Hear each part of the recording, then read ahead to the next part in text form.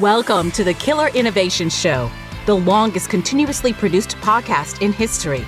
Each week, Phil McKinney brings you the insights and strategies to amplify your creativity and innovation skills. Here's your host, Phil McKinney. Welcome to the show. How are you doing? We are in the bus. We are now in Ocala, Florida. I think this is week 3 of 7 weeks on the road, 8 weeks on the road. So we still got a little ways to go on our trip, having a great time meeting with people, hearing other people's stories of invention and innovation. We had a really exciting visit a week ago up at the Mayo Clinic. I've done a bunch of co-innovation work with Mayo over the years, so I got to take a tour of the Mayo Clinic in Jacksonville, Florida, to see what they are doing around healthcare of the future, and we will be sharing some of those stories in the future. Today's show is one that I've been wanting to do for quite some time, and I've been collecting my list that makes up today's show. The list that I'm sharing are the 10 inventions that I would uninvent. That's right. If I had the magic wand, what 10 inventions would I uninvent?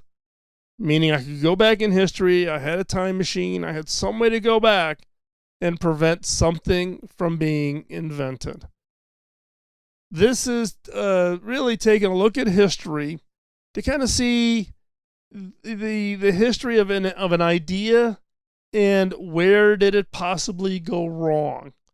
Where was its use resulted in something that was negative, that unintended consequence? So again, today's show is me sharing with you the 10 inventions that I would invent.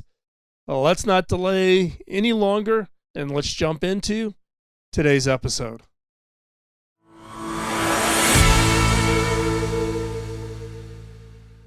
As innovators, we should always look past the excitement that we have for our idea. We have all this excitement coming up about how this idea, how this innovation is going to change the world, change people's lives, change our organization. But there's a question we should always ask ourselves, and that is, what would be the unintended consequences from this idea? What are the ways that this idea could be used in unintended ways? Now, some of those can be positive, but some of those can be negative. Now, I've talked about this in the past in the context of ethical innovation. And as innovators, we take the burden. When we invent something, we own the burden of thinking through how our idea could be misused. Now, rather than talking about the theoretical of what should you do in the future, or how could your idea be misused in the future, I want to take a look at the past. And I want to list inventions, innovations that I would uninvent if I could, and why I would do that. It's not as simple as saying that an idea is good or bad and you just put them on either side of a list. Because most, if not all, innovations can be both good and bad. And it's important as innovators that we go in with our eyes wide open. And be one way to help us think about our own inventions, our own innovations that we're working on now, is to look to the past. Look to what happened historically. And if we could rewind the clock, what would we have done differently? So, let's hop in. Now, these are not in any kind of ranked prioritized order. These are just the list of inventions that if I had the magic wand, that I would uninvent. And one of those inventions that I would love to uninvent are robocallers. So these are those callers that are trying to sell you maintenance contracts on your automobiles, telemarketing campaigns, selling you resort timeshares, and all of those things, right? Robocallers have become the real problem. And in fact, at our office, where our employees are getting anywhere from 8 to 10 to 12 calls a day from robocallers. Now, robocalling is the result of innovation. Telephone systems going all digital, voice over IP, which allows for computers to generate calls, is what opened up the door for the invention of robocalling. Now, the inventors of voice over IP did not think about the fact that their voice over IP could be misused. Now, you could write some software very easily on a PC or even on a computer or a server, and you could generate thousands and thousands, if not tens or hundreds of thousands of calls simultaneously and go annoy the heck out of everybody. Now, one of the ways that this was enabled is not just the invention of voice over IP, but the fact of regulators. Regulators were not able to keep up with this innovation. Could the innovators or could the regulators have kind of shut that down by making it illegal earlier and faster? You bet. However, one of the side effects is politicians love robocalling. They love calling their constituencies leading up to elections to tell them their position on certain political activities or get them out to vote. So while the politicians love it, they also would want to regulate it, but they want it to be regulated so that they can still be the ones that are allowed to do robocalling. So if I could uninvent and have the magic wand, one of those inventions that I would uninvent would be robocalling. The next one is the atomic bomb. Now, atomic energy and the use of the atom for medicine, those have all been phenomenal inventions. This is a perfect example of where something is good and something is not so good. The atomic bomb, the use of those as weapons, now being used as deterrents. If I could have a magic wand, I would keep the use of atomic sciences for things like medicine and energy, but I would get rid of the atomic bomb. So, depending on where your opinion is on military use of innovation, you may have a different opinion, but if I could have the magic wand, I would get rid of the atomic bomb. The next one is speed cameras or red light cameras. So these are the cameras that municipalities post up on traffic lights or down the middle of streets, and they clock you, they snap your picture, and they automatically send you the ticket. Now, there has been a good result of this. One is it has increased safety, right? So people slow down in those areas. But many of the GPS systems like Waze and those will tell you when you're coming up on a red light camera or a speed camera, and you adjust your speed accordingly. So does it really help? Who knows? But that same technology is used for things like license plate tolls. So when you're driving down highways, rather than needing to go through toll booths, it snaps the picture of your license plate and it automatically mails you your bill. I love that. I'm traveling. We are actually in the bus. We are in Florida, and the Florida Turnpike has pay by plate, which means I don't have to stop. I don't have to have exact change or dollars in the case of something as big as having 5 axles going down the highway and paying that toll. They can just mail me the bill. The flip side is these have been misused. Many companies have approached municipalities saying that we will install the cameras for free, we will install the red light cameras for free and the speed cameras, and we'll split the tolls that you get. So the municipalities don't have to pay for installing them or maintaining them, and businesses get to make money off of, you could argue, illegal activities. Some of these corporations have been caught maybe snapping the picture a little too soon. Maybe the light is still yellow, but it snaps the picture and gets you on running a red light, when in reality, the light was still yellow. And there's been a number of these. So there's also the role of, could an innovation be used unethically from the standpoint of creating conflict of interest? Could there be an incentive to do bad things with an innovation? The fourth one on my list is social media. Now, this one actually I came across on Reddit, and people have been commenting about social media and the negative effects of social media. I would argue that social media in many cases turns into an echo chamber. People hang out with, talk with people just like them, think like them, have the same beliefs like them, and it turns into an echo chamber. And in effect, amplifies based on some algorithm that says, oh, you like that, Joe likes that, we'll put you and Joe together and we'll let you share each other's post or whatever. And you get this kind of amplification effect of opinions, etc. And I think social media in that context, using algorithms to amplify those kinds of messages, it's just a bad thing. I think it's a misuse of communities. It's a misuse of friendships. It's a misuse of having insight into people that nobody in previous generations has ever had access to. So I think it's a misuse of data and it's a misuse of information. And I think social media as a means of just sharing family photographs, etc. Thus, why I spending more and more of my time on Instagram and less of my time on things like Facebook. So I primarily think about, when I think about social media and places where I spend most of my time, that is on LinkedIn, it's on Instagram, and it's over at the Innovators community.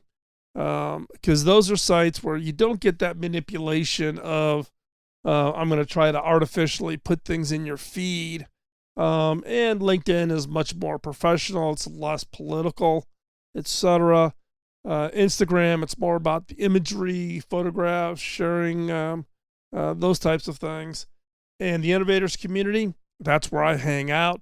And it's basically other innovators. And it's about ideas and how do we help each other's ideas, become better. And so that's where I tend to spend. I am pulling away from social media that I think can have a negative effect. Number 5 on my list is cigarettes or tobacco. Now, this one's a hard one for me. My family is from Kentucky. On my grandmother's side of the family, they were tobacco farmers. And I remember a couple of summers as a kid going down there with my grandparents and then actually helping do the tobacco harvest and hanging tobacco in the tobacco barn, etc. So it was a livelihood. But you can't deny, though, that the real role of of tobacco is negative. It's addictive. It's bad for your health. It's bad for the health of people around smokers. My mom was a heavy smoker until late in life. And so I think if I could, wave the magic wand, I would have gotten rid of tobacco. Now, tobacco's been around long before, even the arrival of the Europeans to the United States. Tobacco was actually a crop of the Indians here, and we exported it to Europe and etc. and helped spread that around the world. But I think you can't argue against the negative effect that tobacco and particularly cigarettes have had on people's health, lives, medical costs, longevity, all of those things. Number 6, biological or chemical weapons. I already talked about weaponry in the form of the A-bomb, but this is, the inventions, particularly starting in pre-World War I with the invention of things like mustard gas. What is the use of mustard gas other than to harm and kill people? And now, because we've invented it, we've opened up Pandora's box on biological and chemical weapons. Now countries work in this area primarily as a deterrent. Yes, there's all kinds of treaties that say nobody's going to do work in biologicals. I don't know. Call me a skeptic.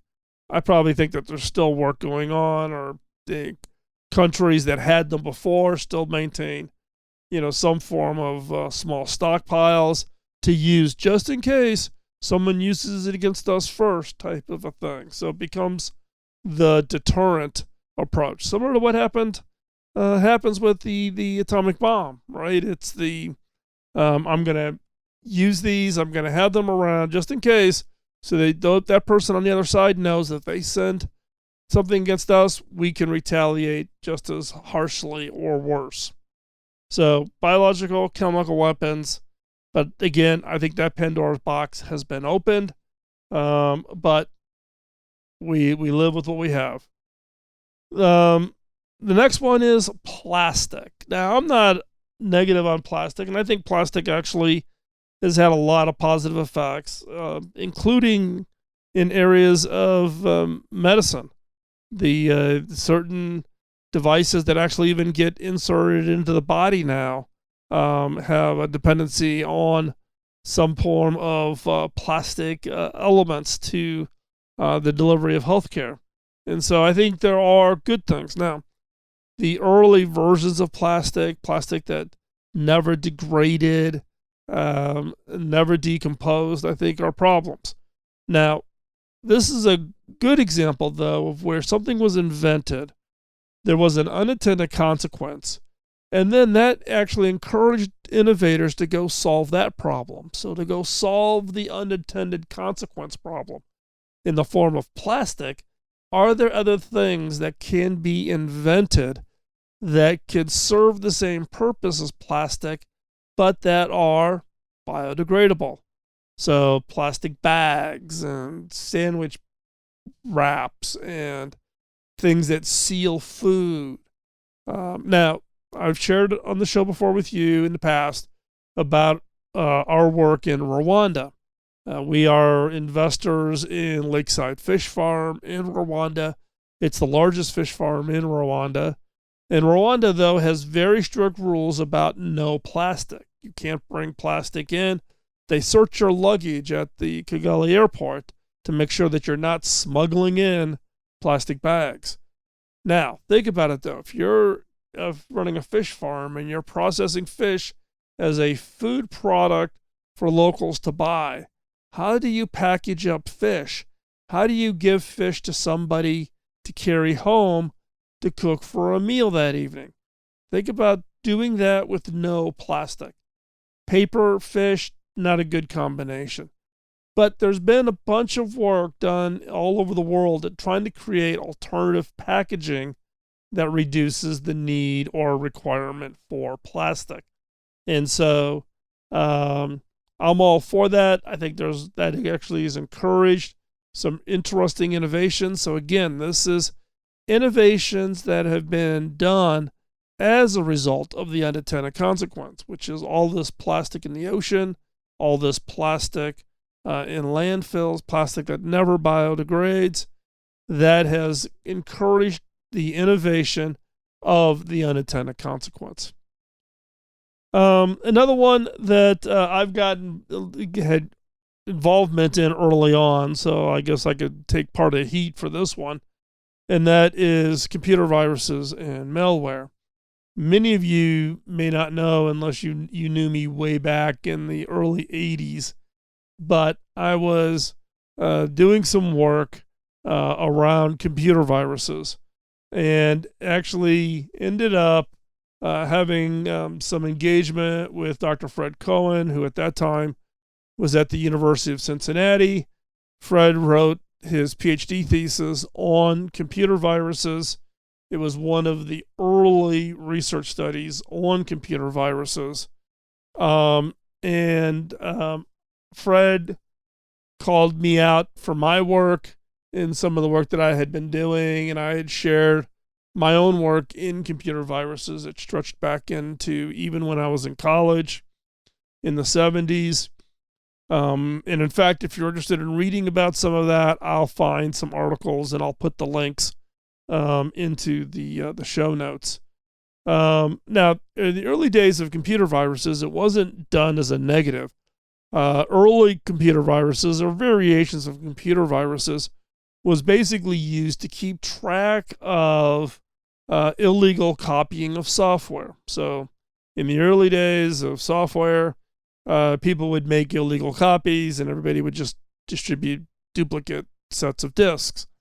Publishers were trying to shut down this, so there was some work that was done in the early days of creating little bits of code that would keep track of who was the original licensee of this, and you could keep track of each subsequent copy, each generation of copies that were created of a particular program, and ultimately try to trace it back to the original duplicator. So there was a lot of energy and time spent on this in the early days, like I said, into the late 70s, early 80s, etc.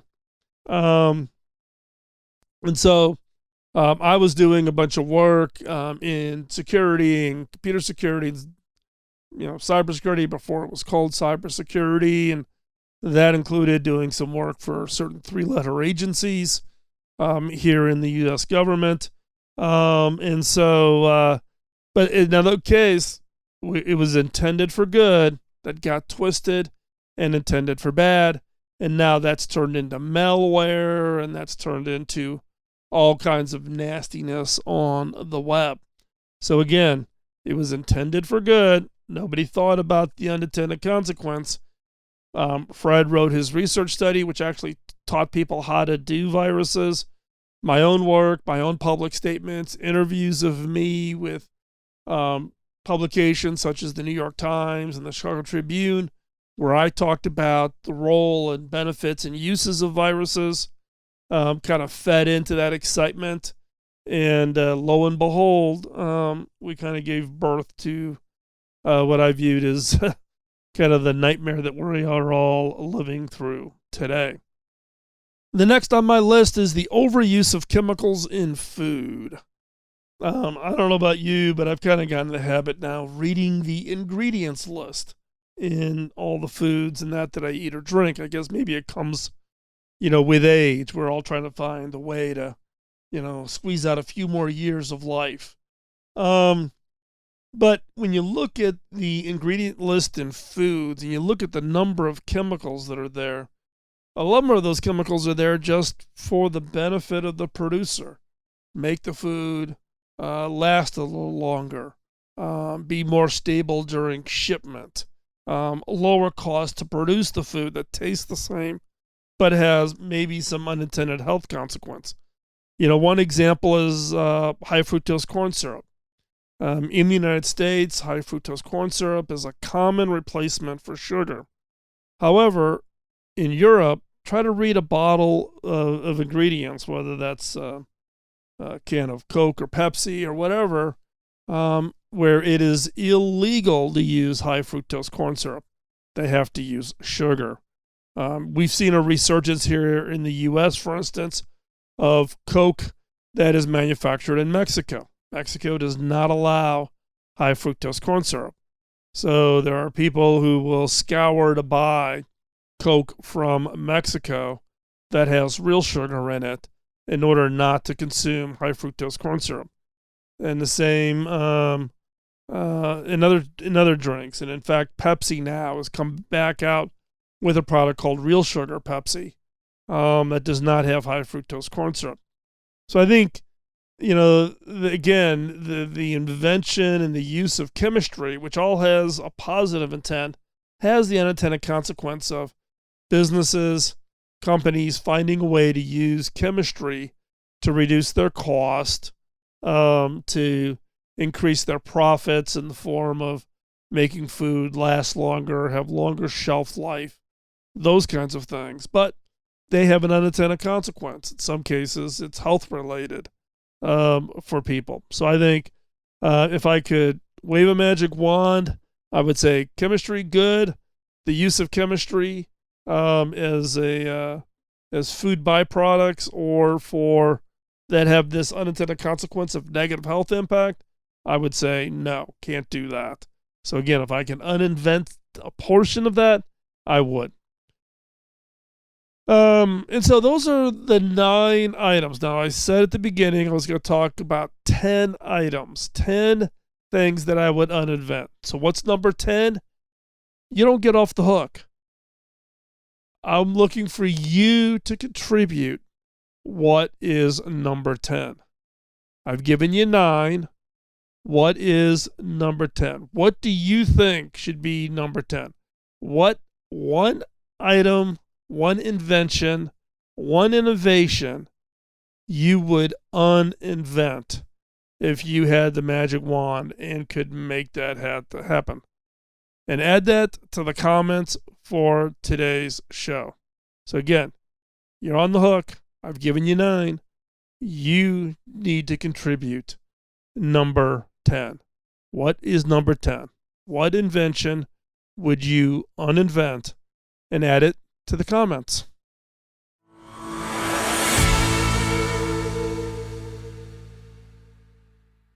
Thanks for the time out of your busy schedule today to join us here on the show. Hope you found today's episode helpful. Remember, I'm asking for you to submit what you think number 10 should be. What invention did I not mention in my list that you would uninvent, and why? Share why would you uninvent that. You can share that in the show notes over at killerinnovations.com. You can post it in the comments wherever you get your podcast. Or if you want, you can hop on over to the Innovators community. That is theinnovators.community. You can hop on over there and post it over there. We have shows. Each show we also post over there. The community, it's free of charge. No charge to become a member of it. And that's where innovators hang out. That's where innovators hang out and talk about their ideas, their stories, get feedback, ask for help, help others. So go over, check that out, and add what you think number 10 should be in today's list. Also, I would ask a favor. The role or the purpose for doing the show, we started the show back in 2005. Yes, we started podcasting before iTunes was around to even support podcasting. So the reason we started this was to pay it forward, and I need your help to pay it forward. And what I need is for you to tell others, for you to pay it forward, the benefit, the information, hopefully the encouragement in your own areas of innovation from the show, for you to share that, pay it forward by sharing information about the show, encouraging others to listen to the show. That is how you help me pay it forward. So please tell others. Also, we're looking for topics for upcoming shows. We're always looking for topics, interesting guests, etc. You can drop me an email over at phil@killerinnovations.com. And I get that email, comes directly to me, bypasses anybody in the middle, filtering it all out. So you can just drop me an email if there's a topic, a question, or a guest who you think you would like to have on the show. And so with that, hopefully, again, you found today's shows helpful. We've got a number of great shows coming up, so subscribe, like, and follow. Follow over also on social media if you want to keep up with where we are traveling. We are on the bus with the mobile studio, so we are out visiting, traveling, meeting up with other innovators. So love to meet up with you if you happen to be, if you see us on the road. But if you want to follow where we're at, where we're heading, you want to hop on over to Instagram. For that, you can actually see pictures of the bus and therefore be able to recognize if you happen to see us on the road. But also, if you know people, we're in the Southeast right now. So if you know of innovators, people that have got interesting stories, would love to hear about that. So follow us on social media. Again, LinkedIn, Instagram, and the Innovators community being the 3 that I am most active on. So with that, Thanks for listening. We'll be back next week with another episode, and we'll talk to you then. Bye-bye. Podcasting nonstop since 2005, this has been the Killer Innovation Show on the Innovators Network.